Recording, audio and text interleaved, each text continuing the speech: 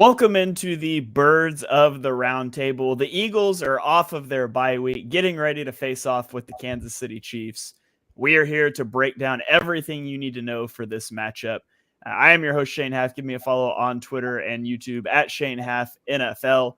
Joined by the normal crew here, although it's abnormal here lately that I'm on for this part of the podcast. My son's fall baseball league just ended, and so this is the first time I've heard the intro video. I've been jumping in 30 minutes into the show for the last 2 months. And so it does feel nice to be back. I'm not going to lie. Joined by the guys here. Give him a follow on Twitter from the top here. We've got Dives. Give him a follow on Twitter at Mr. Crockpot. He is Ryan Reese at Philly Sports PSA and David at PHL Eagle News. How are you guys doing tonight? Good. I just committed host spin and asked a question to 3 people at once. Yep. Brian, how are you doing tonight? I'm doing fantastic. This week off has been nice, but let's get real. We're all ready for some football. Yeah. Unfortunately, we have to wait an extra day, but it's a great matchup. I can't wait to dive into it. It's best of the NFC, best of the AFC. We'll see where this team stands. You look at Jalen Hurts last few weeks going up in a rematch against Patrick Mahomes, man. That what a game that's going to be in less than a week.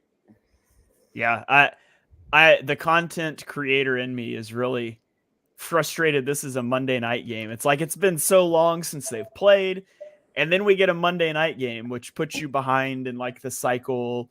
And it's Thanksgiving week, so my kids are going to be out of school all week. So I don't know how I'm going to get anything done, but I am very much looking forward to seeing the Eagles in Arrowhead try to avenge that Super Bowl loss. So let's dive into it here. Shorter show tonight because we don't have a game to recap, but we're going to give you our top matchups to watch.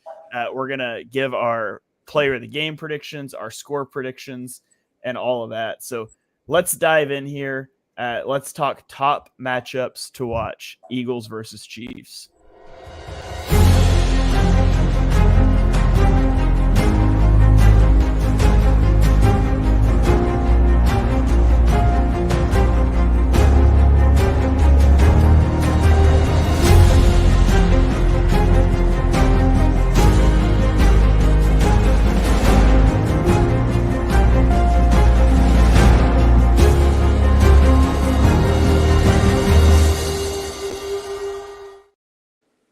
All right, top matchups to watch. You guys chime in the chat. Let us know what you are going to be watching for.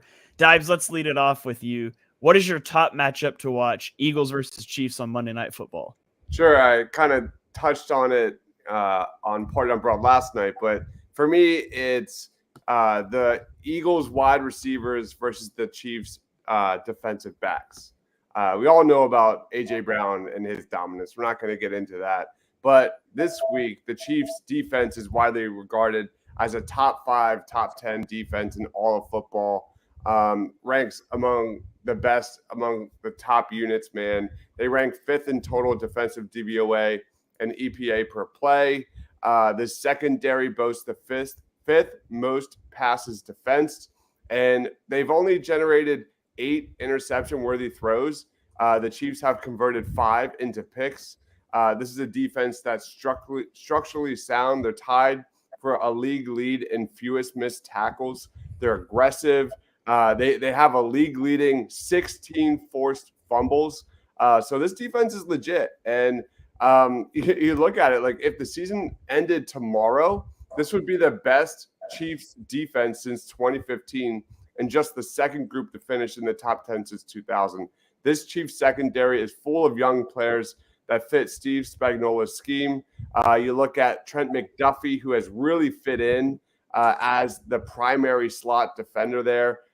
He is the 8th best cornerback per PFF. He's got an 81.5 PFF grade.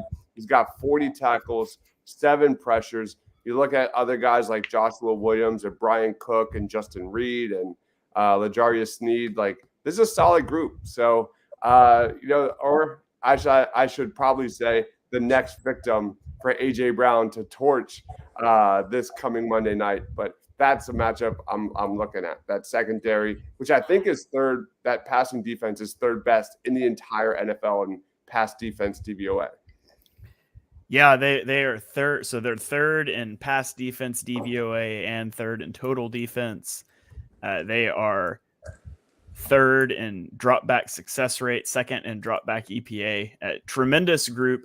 The Chiefs, they paid Mahomes the big contract and they've just drafted youth and plugged them in. And I do think it's a defense where the whole is greater than the sum of the parts, and Steve Spagnuolo does a great job getting the most out of that unit. But most fans probably couldn't name a lot of players on the Chiefs defense. I mean, they have Chris Jones, and then outside of that, you kind of get into names that aren't household names, but as a unit, they function at such a high level.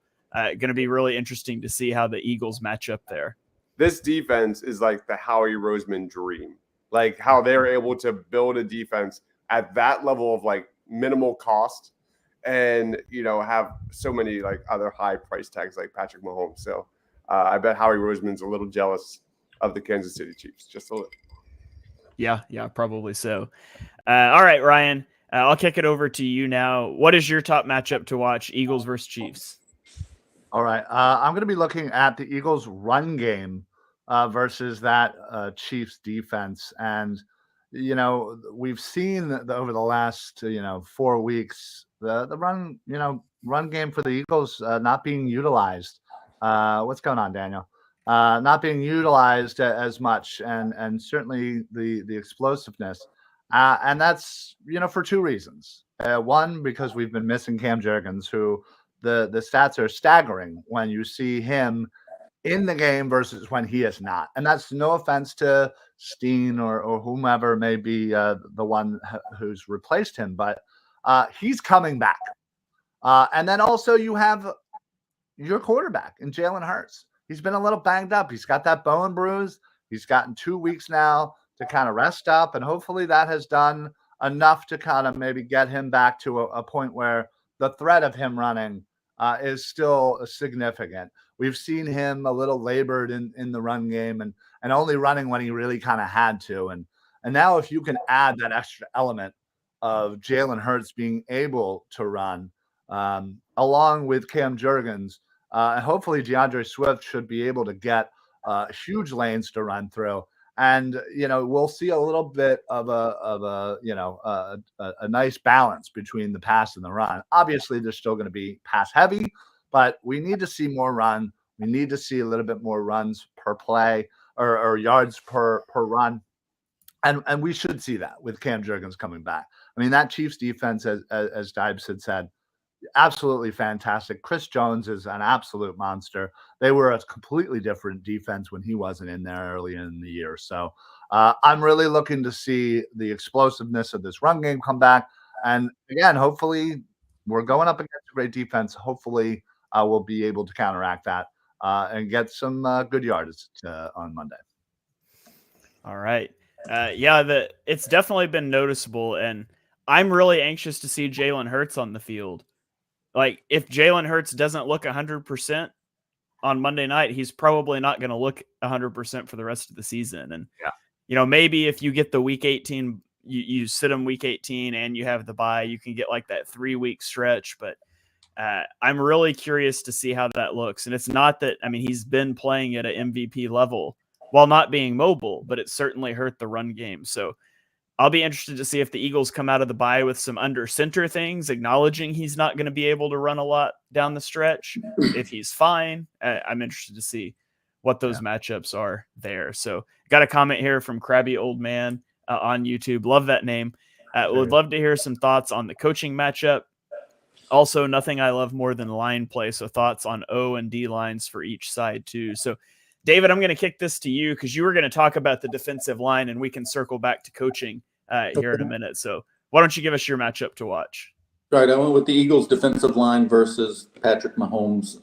The good news is the Eagles lead the league in fourth quarter pressures, and it's not an accident. It's part and due to their rotation. They are fresher when they're going against the offensive line. They've played way less snaps, and they're facing offensive linemen who've played, twice as many. They wear you down, and it normally pays off to end week in and week out. They have Josh Sweat, who is a top 10 or higher edge, in my opinion, in the entire league right now. He leads the league in fourth quarter pressures with 23. His partner on the other side, Hassan Reddick, is fifth in the league, boasting 15. In the fourth quarter against Dallas, they generated 13 pass rush wins, and no other team in the league has had more in the fourth quarter over the last 3 seasons. So with that being said, I want to see the pass rush get to Mahomes. A lot of fans, some in the media that covered the team, and even the players blamed their performance of not getting to the quarterback, Patrick Mahomes, in the Super Bowl due to the field. So I want to see it. You blamed it on the field last time. That's not going to be an issue this time, so let's see it.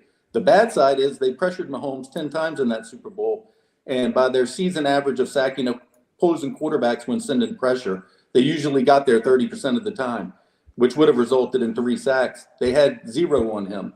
They pressured him 31% of the time, and they, quite frankly, shouldn't have, because he gets rid of the ball far too quickly. The Eagles have to be very picky about when they're going to blitz him, and they're going to have to do it a lot less frequently, because they're going to need help, which Shane's about to tell you. They're going to need all the help they can get in the middle and in the back there, because he's going to try to pick them apart. So as good as the defensive front has been, is as bad as the back end has been. And Shane might like this because he was a history teacher, but the defense has been a tale of 2 cities. Like Charles Dickens said, it's been the best of times, it's been the worst of times. And for them to have a chance, they got to figure it out, or Mahomes will pick them apart in this game, just like he did in the second half of the Super Bowl. Yeah, this is a game you have to get pressure with your front four. When you get pressure on Patrick Mahomes this year, he's got a completion percentage of 50%, 2 touchdowns, 6 interceptions, a passer rating of 55.8. When he's blitzed, he's carved them up. 6 touchdowns, 1 pick, and 73% completion percentage. This is an offensive line that is number 1 in pass block win rate. So Josh Sweat, Jalen Carter, everybody, they have to be on their game in this one. And I love the matchup of whoever's doing the field today or Monday night, because no more excuses. Yeah, absolutely.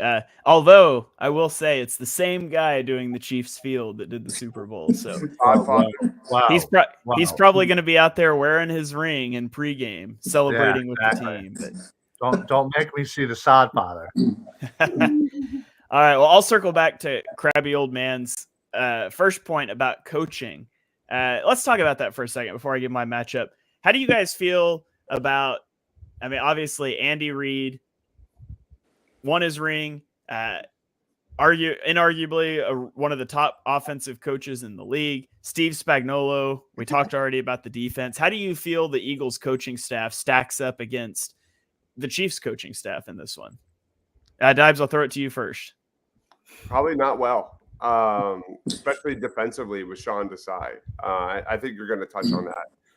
But there are major holes on this defense that scares the living daylight, especially against an elite quarterback in Patrick Mahomes, and the deficiencies they have, the Eagles defending the slot with their linebackers, with their safeties, with Bradley Roby, I believe, coming back this week.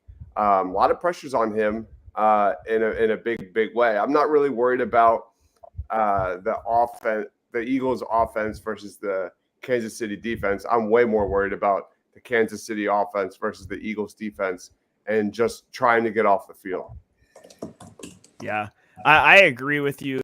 So you look at the main things. Who's got the best coaching staff? Who's got the best quarterback? Whose home field are you playing on? Like, the Chiefs check those boxes in this game, and that's not me taking a shot at Jalen Hurts, who I think is probably like the second best quarterback in the NFL. But it's Patrick Mahomes. It's not me taking a shot at Nick Sirianni and Brian Johnson, who I've defended quite a bit, and Sean Desai, but it's Steve Spagnuolo and Andy Reid. The one place I will say that the Eagles have an advantage comes to aggressiveness and decision-making. This shows how often teams go for it when they should on fourth down based on the analytics. The Eagles are lapping the league for starters, and you get Kansas City all the way down there at the bottom. And so it is worth noting that in these close games, Nick Sirianni is going to make the decisions that give you those little edges. They are going to be aggressive. They're not, hopefully, it hasn't been the norm for them to have time management issues in the way that Andy Reid has over the years. So in those close games, I do like that one little advantage that the Eagles do have over the Chiefs. But everywhere else, I mean, it's hard to argue with the sustained success that Andy Reid and Steve Spagnuolo have had. Ryan, what are your thoughts on that?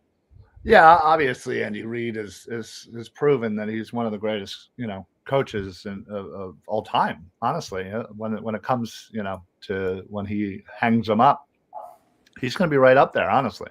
And certainly if he wins a couple more Super Bowls, for sure. But yeah, I think what Dive said is probably, more accurate. I think, the distance between Reid and Sirianni isn't as great as it is, the distance, with the defense and with Sean Desai. Not that I'm here to bash Desai, but, listen, it's just, it seems like he sometimes is a little bit out of his depth and kind of loses, what he needs to do as far as matchups go. And, he seems to we seem to have the talent in certain areas. And, for whatever reason, it seems like that we're just not being successful most of the time. Like, he's proven that he can be successful. But, I just think overall, coaching staff to coaching staff, yeah, I mean, the Eagles coaching staff isn't there yet.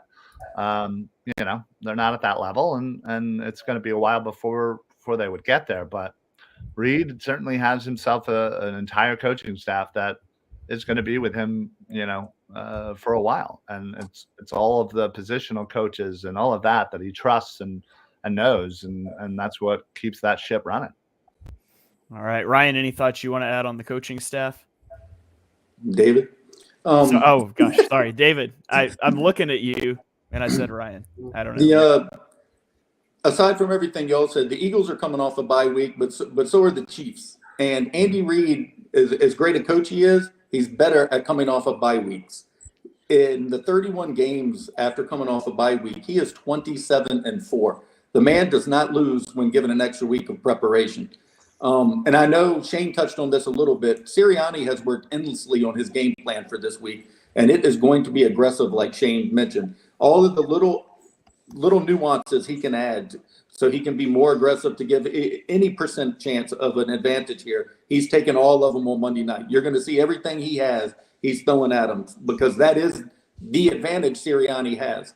So I'm looking forward to it. I don't know if Sirianni is going to be able to match him as far as, game plan, but when it comes to having the cojones when it's all on the table there, I think he matches them quite well at that point of the game. Can you imagine having 4 losses after a bye week? I mean, what is Andy Reid doing? Nick Sirianni has literally never lost a game coming off of a bye. So 2-0. So, all right, I'll throw it. My matchup to watch is going to be Andy Reid, Patrick Mahomes, Travis Kelce against this Eagles defense.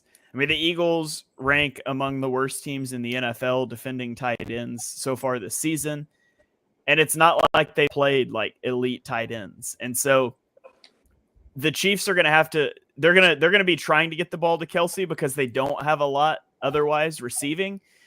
And the Eagles are going to have to figure out a way to stop that. The Chiefs use 12 personnel on 28% of their snaps, 13 personnel on 10% of their snaps. They like to go heavy, and they're very good when they go heavy. They utilize a lot of pre-snap motion. They utilize a lot of RPOs, both in the top 10 in the league in those rates and success rate. They're going to try to put these linebackers or slot defenders or wherever they line Travis Kelce up in a blender. And a lot worse guys than Travis Kelce have made the Eagles linebackers and slot defenders look really bad so far this year. That's the matchup. Like, that's it. Figure out a way to stop Travis Kelce. And that doesn't mean you'll win the game, but you're going to significantly hamper their offense. Like, if there's ever a time you should just walk into a game and say, we will literally double team a guy every single snap, this is it. Because like Rashee Rice has made some good plays. You're not scared of MVS. You're not scared of Justin Watson. You're not scared of Noah Gray. Isaiah Pacheco hasn't been having a very good year so far. Like, it's Travis Kelce. Put two guys on him literally every snap until they prove somebody else can beat you. And I don't think Desai will do that.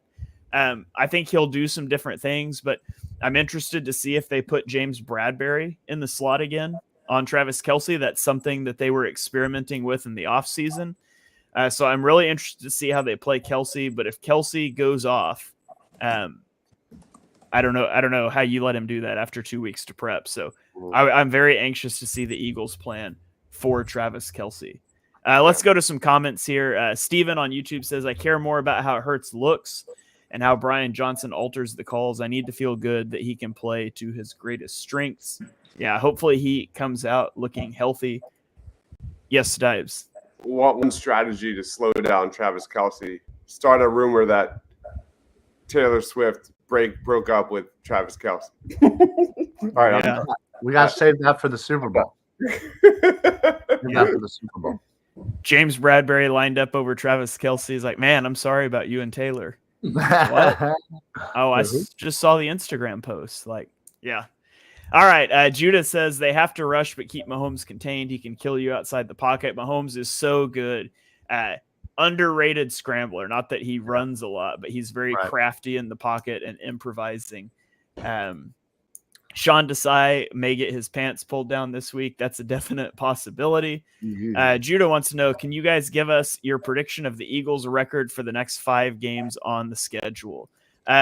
Let's do that. Let's do that real quick. We don't have to make it a long thing, but so the Eagles have, let me pull it up so I can get the home and away right here. It's at Kansas City, versus Buffalo, versus San Francisco, at Dallas, at Seattle.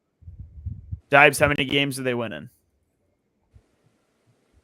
All right, we're going to get to predictions, but I have them losing to the Chiefs to Monday. They're going to beat the Bills. They're going to lose to the 49ers because that's their Super Bowl. They'll beat the Cowboys. They'll beat the Seahawks. So 3-2 in this stretch. All right, Ryan, what do you got? I mean, do you want what I realistically think, or what I'm going to be predicting each week as we do this show? I think you're going to pick 5-0, but what do you really think? I think 3-2. Yes, I will absolutely pick 5-0. But yeah, realistically, I'll say they'll lose 2 games. And quite honestly, I would love it, to not be Dallas and not be San Francisco.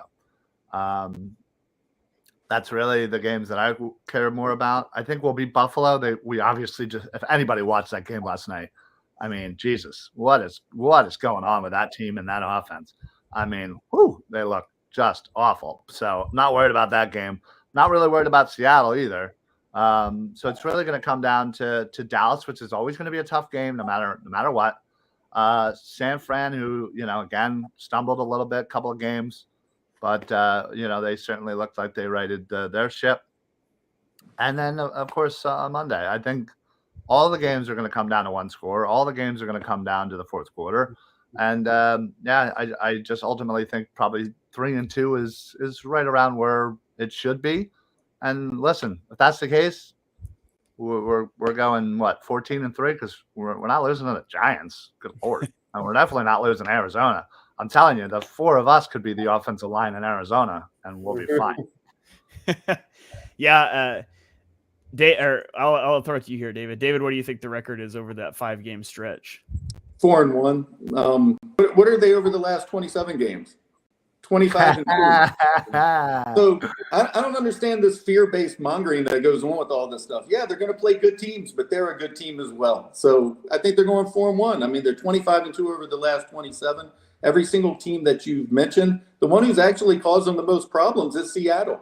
I mean, Andy Reid, I'm talking about in the NFC, the ones that are going to matter for them. That Seattle's actually been very problematic for them. But, yeah, I'm having them going 4-1. I'm not worried about this stretch. I've never been worried about this stretch. If the Eagles are as good as advertised, they're going to go and win them. Yeah, I'm excited about this stretch. Absolutely. I would say I'm in that 3-2 range. I'm not particularly worried about Seattle. I think Seattle's looked very beatable. I'm not particularly worried about the Bills, although, I mean, the Bills are kind of a mess, but Josh Allen can have a thermonuclear game at any time and beat anybody. So, it's whatever. But it's Chiefs, 49ers, Cowboys. The Eagles can take 2 of those. You get to 4-1. We'll see. But I'd pick 3-2 right now, which, like David said, that gets you to, or maybe it was Ryan, gets you to 14-3. So 14-3 ought to be good enough to get the 1 seed. Hopefully, if you're going to lose, make it an AFC team. Don't lose to an NFC team. That's kind of where I'm at. So, all right, let's get to a couple more comments here. Great team and go Eagles. Eagles beat the Chiefs. Eagles 31, Chiefs 10. David says the key is to contain Kelsey and then play Eagles football. He also wants you to come tailgate in Kansas City this week, Ryan. So I was gonna say you shipping me out. I'll fly anywhere if anybody's paying. And then William says we need to double Kelsey and make Mahomes and the other guys beat us. Stop the run and we'll win. Yeah, absolutely right. Donation coming in here from Judah. Judah, thank you for the donation. Really appreciate you guys. Thanks for tuning into the show every week. You guys are what makes this so much fun for us. So thanks for coming and hanging out. David does say that he has a box suite for you, Ryan. So. What? Wait, are you just saying I just got to figure out a way to get to Kansas City? I'll drive right now. William says what 49ers are our biggest challenge. That's the game for me. I can't wait for that. I've circled that game since the second they released that schedule. The Niners are going to be talking trash. They're going to be so hyped for that game. I can't wait. It's here.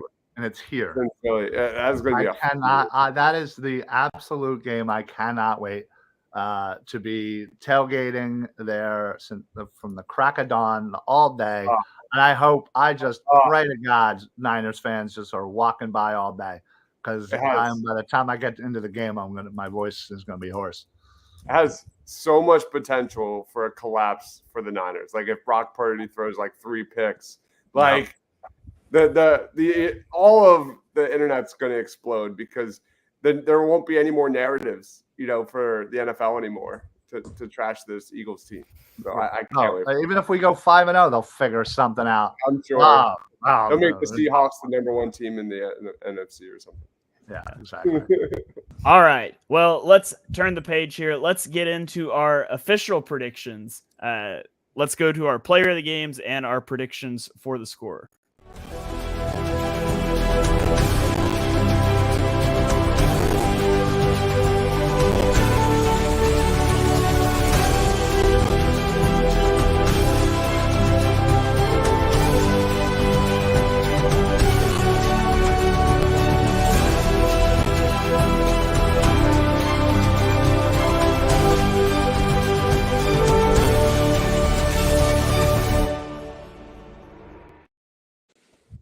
All right, player of the game predictions, score predictions. I'll reverse the order here. David, I'll throw it to you first this time.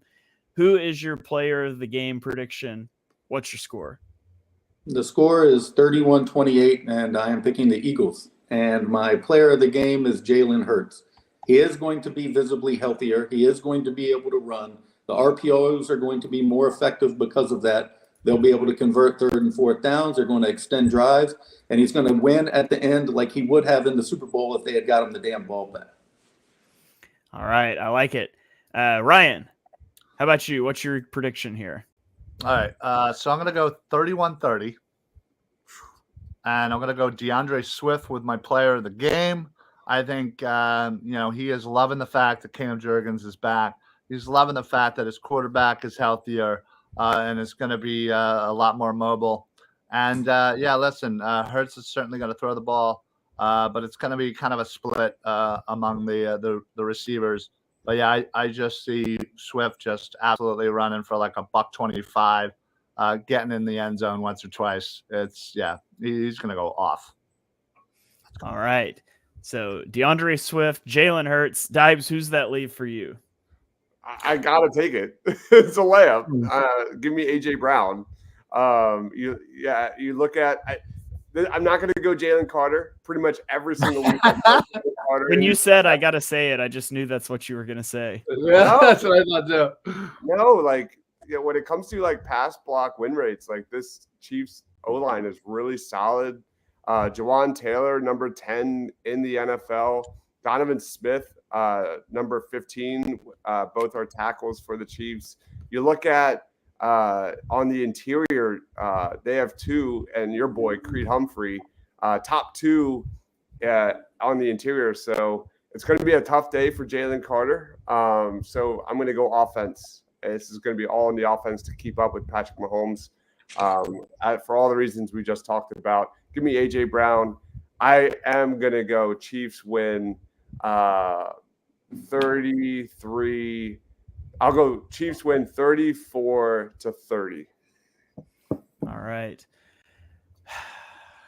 Do I want to take Devontae Smith? So many yards split up there. There's really nobody else to take, though, unless I go Travis Kelce, which I don't want to do.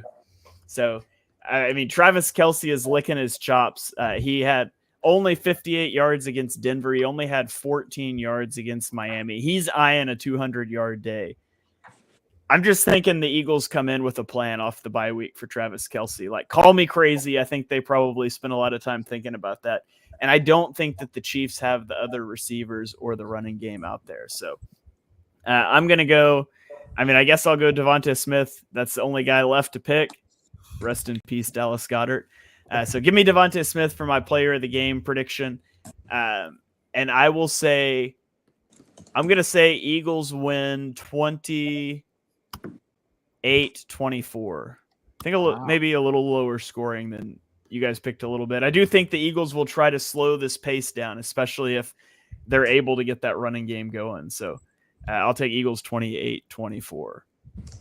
Nice. And then there was one. I'm only one picking against the Birds this week. Remember what happened the last time you picked against the Birds? We all picked against the Birds. That was the Dolphins game, right? No? Check the tapes, bro. Check the tapes. Bottom row. Yeah, you're right. Doesn't fold. We don't fold. We need Quentin here in the chat telling us the Eagles are going to lose. I know. Right? And if the Eagles actually lose this week, we're blaming it all on Quentin for not being here telling us they were going to lose. 100%. Yeah, that's fair. All right. Well, that is going to about wrap it up for our preview show. A little shorter tonight with no game to review, but we'll be back in our normal rotation next week, doing a full review, doing a preview of the upcoming game. We got this awesome stretch to go on. It's time to see what the Eagles are made of. They checked the boxes before the bye. They stacked wins. They have the best record in the NFL. Now we hit that hard stretch that we knew was coming all along. I can't wait to see how it shakes out. Dives, before we get out of here, any final thoughts? Plug your stuff. The floor is yours. Man, this game is all about stopping Patrick Mahomes, getting to him fast, consistently, and figuring out a way to take away the middle of the field. Travis Kelce, like you said, Shane, is going to be licking his chops on Monday night. Can Sean Desai figure out some sort of way to slow that down? Can Sean Desai get this team off the field on those third and shorts, third and longs, whatever they are? That's what it is. And at the end of the day, I just have a little more confidence in Patrick Mahomes than I do on the other end. And that's where my prediction comes from because he's so elite at that. So my plugs, we did a party on Broad last night. I'm not doing Sixers post game tonight. I'm under the weather, but we have our BGN draft show coming tomorrow, and then I'll be doing the production of the Killing Me Small show at 6 p.m. tomorrow. We've got NFL agent Mike McCartney joining, talking about just general NFL storylines, and then that's about it. All right. Couple more comments here. Crabby Old Man says, great show, guys. William says, first time tuning in. Great show, fellas. William, welcome to the show. We go live every Tuesday night at 8 Eastern. So hopefully we'll catch you again next week celebrating an Eagles victory. Ryan, the floor is yours. Plug your stuff. Give us your final thoughts, whatever you want to do. Yeah, whatever I want to do. Wow. Yeah, floor's yours. A bold statement from me. Now, I will say this. I keep seeing the narrative of the rematch of the Super Bowl, the rematch. We got to get our revenge. And I don't see it that way. What happened last year happened last year. And I look at this as this is, outside of the Dallas game, this is, one of our real first, tests to kind of see where we stand among, the elite in the NFL. I mean, Patrick Mahomes and the Chiefs are essentially us in the AFC. They're 7-2, we're 8-1. And if we can come out victorious after this, what are people gonna say? I'm sure they'll make up some excuse of something happened and Taylor Swift wasn't at the game or she was at the game, and that'll be the reason why. But in the long run, for us Eagles fans, for the true Eagles fans, this is going to be a barometer of where we stand in the NFL. And like I said, I'm pretty sure I said it last night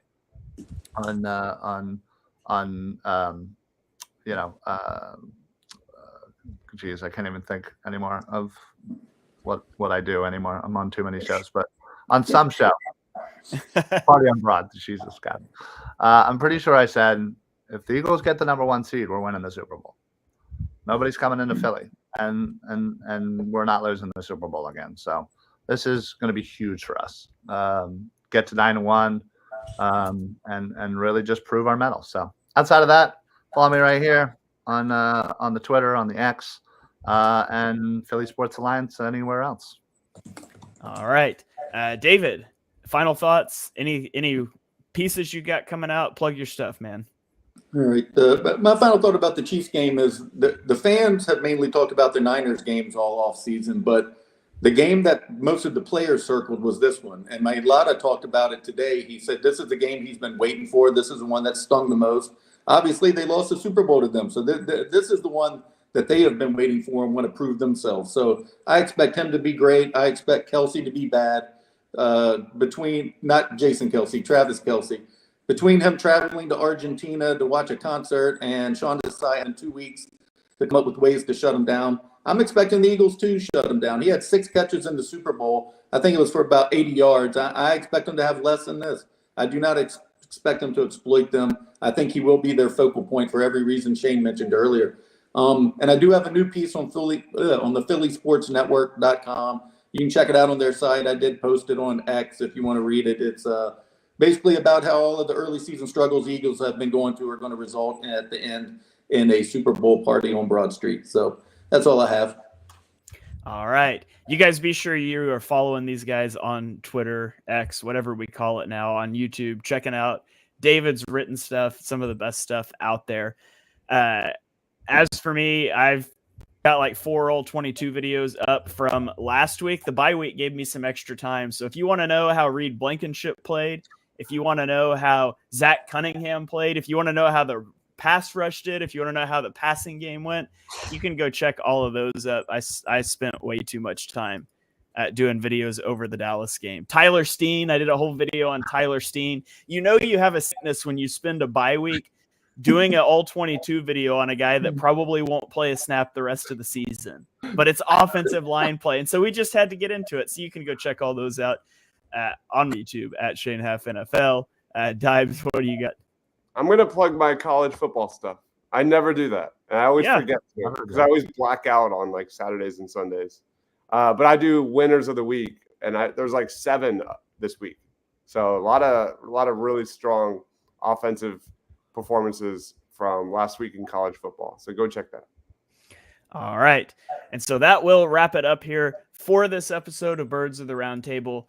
You guys tune back in next week on Tuesday night while we celebrate an Eagles victory over the Chiefs. And we also turn the page and start talking about the Bills. We will see you guys next week on Birds of the Round Table. Go Birds.